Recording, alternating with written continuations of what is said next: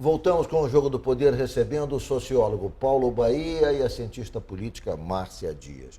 Queria aqui fazer um paralelo entre a situação da presidente Dilma e a situação do presidente Michel Temer. O presidente Dilma tinha contra si o Congresso e tinha contra si a sociedade que não apoiava, vide as manifestações e as próprias pesquisas de opinião que mostravam que o seu governo estava bastante fragilizado junto à sociedade brasileira. A situação do presidente Michel Temer, como falamos no bloco anterior, é um pouco diferente. Ele tem a sociedade também contra si, que não apoia, mas tem a forte apoio congressual, ou seja, é a sociedade, e aí aumenta a desconfiança, digamos, em relação, eu acho, do governo, porque todas as suas ações estão muito lastreadas pelo apoio congressual e distantes da sociedade. Quer dizer, é uma situação um pouco diferente, bem diferente da situação da presidente Dilma. Isso gera, digamos, um acréscimo de descontentamento da sociedade com a classe política, porque ela não aprova, mas ela não aprova o que está sendo decidido, mas tudo está sendo aprovado, está evoluindo, ou seja, a despeito da sua posição, sua no caso da sociedade. Pois é, certamente, Ricardo, porque você tem não só o poder executivo, mas o poder legislativo em xeque com os sentimentos da população. A população não se sente representada pelo poder legislativo, nem se sente representada pelo poder executivo. E hoje há uma integração entre o poder executivo e o poder legislativo bastante consolidada na maioria da Câmara dos Deputados e na maioria do Senado.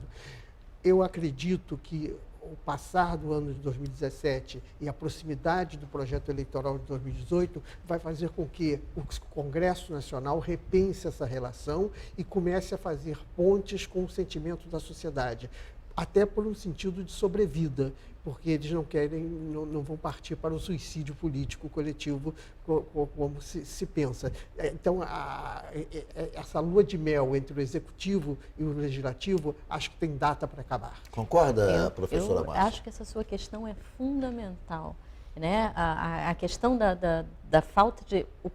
Vamos ao Collor, ainda o processo de impeachment do Collor. As pessoas diziam que foram as ruas que derrubaram o Collor, os caras pintados derrubaram o Collor. Não. Quem derrubou o Collor foi o Congresso. Sim, a perda de apoio no Congresso é fundamental para a perda de legitimidade, para a perda do poder de um presidente. Isso aconteceu com o Collor, isso aconteceu com a Dilma também. Na verdade, ela perde o poder porque, no caso do Collor, você ainda tinha uma justificativa. No caso da Dilma, foi-se ajustada a justificativa para tirá-la do poder de uma maneira tão, vamos dizer assim, flexível, né, para dizer um termo bastante sutil, por quê? Porque a força do Congresso estava contra ela. Michel Temer tem o contrário, ele tem a força do Congresso ainda a seu favor. Mas isso pode gerar exatamente o que está no conteúdo da tua pergunta. A ilegitimidade aumenta, o sentimento de insatisfação com a classe política aumenta, porque a classe política não está respondendo conforme a sociedade gostaria de ver a resposta, como viu no caso da Dilma, como viu no caso do Collor. Então, só que eu concordo com o Paulo. Isso tem data para acabar. Até o final de 2017 ele pode ainda segurar um pouco essa base. Mas, a partir daí, já da metade de 2017 em diante, quando você já vislumbra as eleições presidenciais e a eleição geral do ano que vem, de 2018, essa lua de mel certamente vai começar a fazer água. Deixa eu fazer aqui o papel um pouco de advogado do diabo. Você não acha que, de certa maneira, professora Márcia, tem limite também, digamos,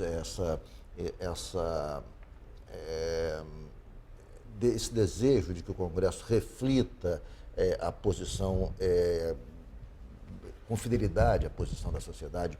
Por exemplo, aquela proposta de 10 medidas contra a corrupção, que foram encaminhadas com 2 milhões de assinaturas bom, aquilo foi rejeitado pelo Congresso, mas aquilo embutia coisas absolutamente ilegítimas, coisas absurdas, como o cerceamento ao direito do habeas corpus e outras medidas inconcebíveis, a criação de uma figura de um delator profissional, a criação de pegadinhas para testar a sua honorabilidade, para testar a sua...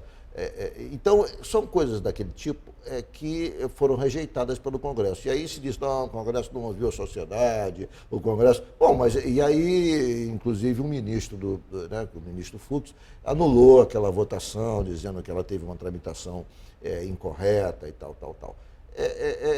não é competência do Congresso legislar, ou seja, não se pode, de maneira nenhuma, questionar, até porque ele tem a legitimidade do voto. Certamente, esse é o papel do Congresso, exatamente apreciar isso. Os 2 milhões de pessoas que assinaram aquela emenda popular, eles não, a grande maioria sequer leu ou tem conhecimento jurídico dos impactos desses exemplos que você traz aqui para a gente, quando compete ao Legislativo, exatamente levar em consideração isso na hora de uma votação. Houve uma propaganda muito grande, num clima de opinião muito, obviamente, contrário à corrupção, e todos esses escândalos de corrupção reforçando a tendência da sociedade.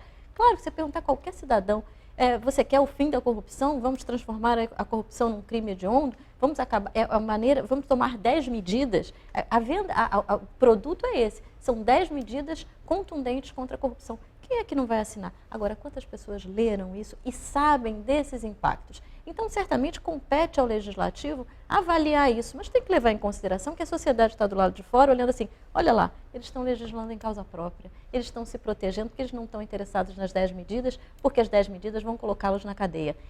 Então, há uma falta de informação generalizada que é preciso que haja espaços mais, como esse que tem aqui, para que a sociedade seja esclarecida dos limites dessas 10 medidas, mas também que possa compreender que o processo tem que ser levado ao Legislativo, que é lá que compete.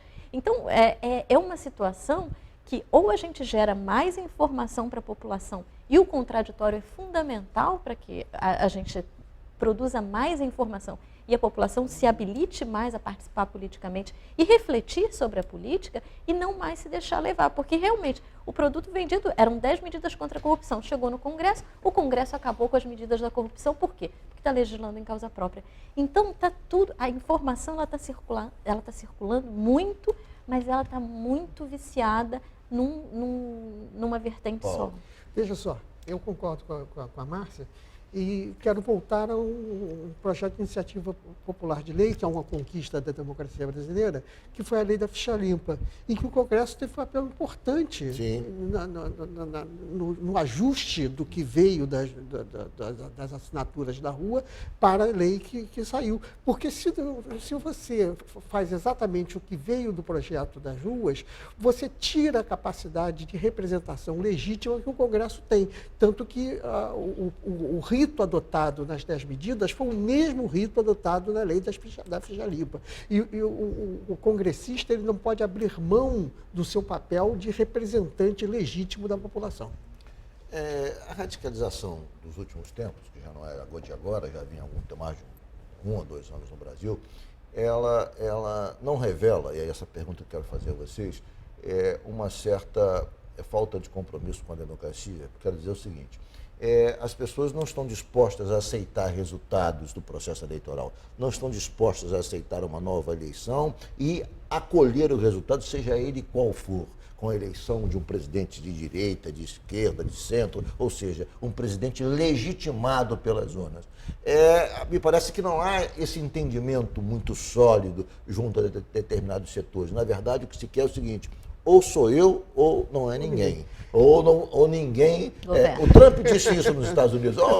Só vale se eu ganhar. Se eu não ganhar, eu vou contestar o resultado. Quer dizer, isso é um pouco o que está acontecendo. E se a gente não tiver, digamos, minimamente um entendimento de que nós devemos respeitar o resultado da democracia, nós não vamos sair desse impasse. O Brasil vive um impasse, que é um impasse que tem reflexo na economia, mas é um impasse político. E isso, se não for, quer dizer, superado dentro do processo democrático, e a superação se dá com eleições presidenciais, talvez se dê em 2018, com possibilidade de você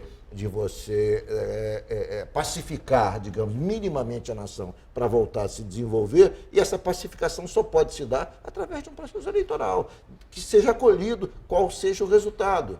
Concorda? Eu concordo, mas nós temos questões bem novas agora sendo colocadas, que a Márcia é uma especialista em teoria democrática, né? Que é a questão de questionar-se as maiorias. Você tem, de um lado, questionamentos de maioria, mas maiorias que muitas vezes expressam pensamentos antidemocráticos. Por exemplo, tivemos na Colômbia a população contra o acordo com as Farc. Tivemos na Inglaterra o plebiscito da saída da Comunidade Europeia. Tivemos agora o Trump dizendo que se ele não é eleito, ele não reconhece o resultado. E a maioria dos votos são de Hillary.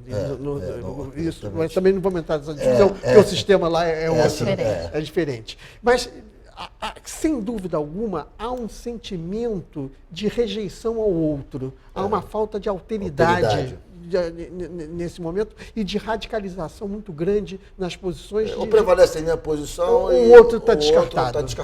A grande crise, eu acho que do momento, a crise política, econômica, de todas elas, a maior e mais, que pode provocar mais danos na nossa sociedade, é a crise da democracia. Ela não está ocorrendo só no Brasil, você bem chamou a atenção, 2014 foi um momento de intensificação da polarização, e polarização não é sinal de politização. São coisas diferentes, as pessoas acham que o fato das pessoas estarem polarizadas significa que elas são politizadas, não é verdade. Não necessariamente uma pessoa que briga de forma contundente pela sua posição, ela está consciente plenamente dessa sua decisão. Então, a polarização e politização não se confundem. Polarização, inclusive, é um malefício, é um dano, causa um dano à democracia, porque gera exatamente isso, a dificuldade de eu aceitar o outro quando eu sou derrotado. E isso acaba gerando um problema muito forte, porque se a classe política é acompanhada da sociedade, quando diz, eu não tenho interesse no resultado dessas eleições e não vou acatar, e aí a gente tem palavras do próprio candidato contra Dilma, o Aécio Neves, que disse que ia fazer de tudo para desestabilizar o governo, porque sem um Congresso ninguém governa. Isso é terrível, porque provoca danos irreparáveis ao nosso bem maior, que é a democracia e a boa convivência na sociedade. Vou fazer um rápido intervalo e voltamos em 1 minuto com o Jogo do Poder.